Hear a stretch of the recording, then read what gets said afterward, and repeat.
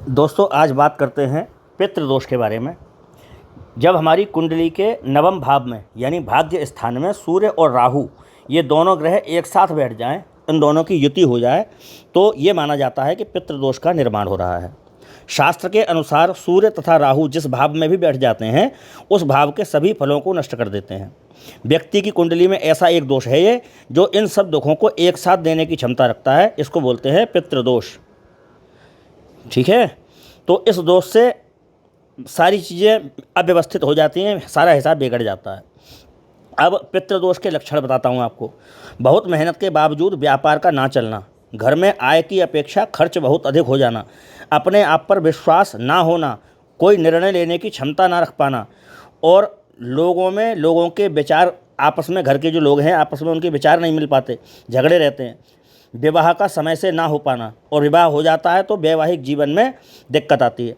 अच्छी आय होने पे भी घर में बरकत नहीं आती और धन एकत्र नहीं हो पाता घर में। विवाह में विलंब आता है, बहुत समस्याएं आती हैं।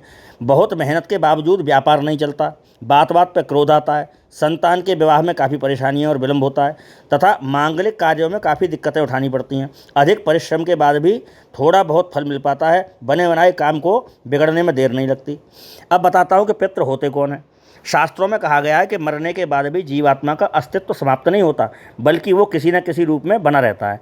जैसे मनुष्य कपड़ों को समय समय पर बदलते रहते हैं, उसी तरह जीव को अपने शरीर भी बदलने पड़ते हैं। जिस प्रकार तमाम जीवन भर एक ही कपड़ा नहीं पहना जा सकता, उसी प्रकार आत्मा अनंत समय तक एक ही शरीर में नहीं ठहरती है, शरीर बदलती रहती है। पितृदोष क्यों लगता है? परिवार में किसी की अकाल मृत्यु होने से, अपने माता पिता आदि सम्मानीय जनों का अपमान करने से, मरने के बाद माता पिता का उचित ढंग से क्रियाकर्म और श्राद्ध न करने से, उनके निर्मित वार्षिक श्राद्ध न करने से पितरों का दोष लग जाता है।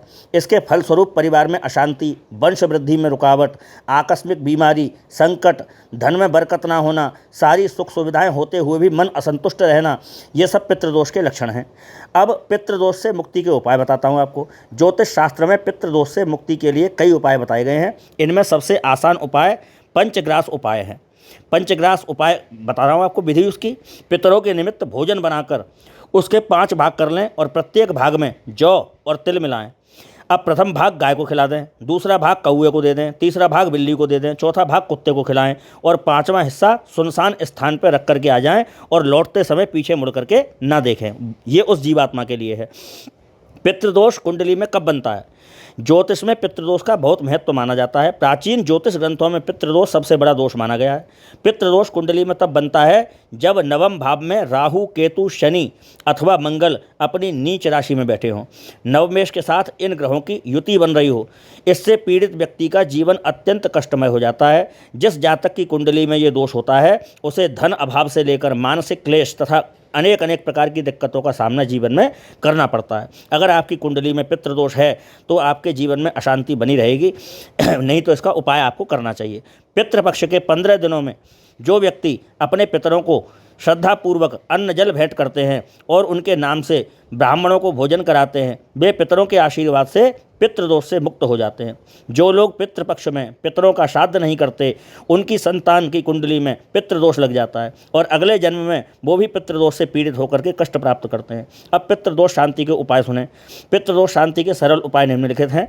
घर में गीता का पाठ करवाते रहना चाहिए। प्रत्येक अमावस्या को ब्राह्मणों को भोजन अवश्य करवाएं। शाम के समय एक बार पूरे घर की लाइट जरूर जलाएं।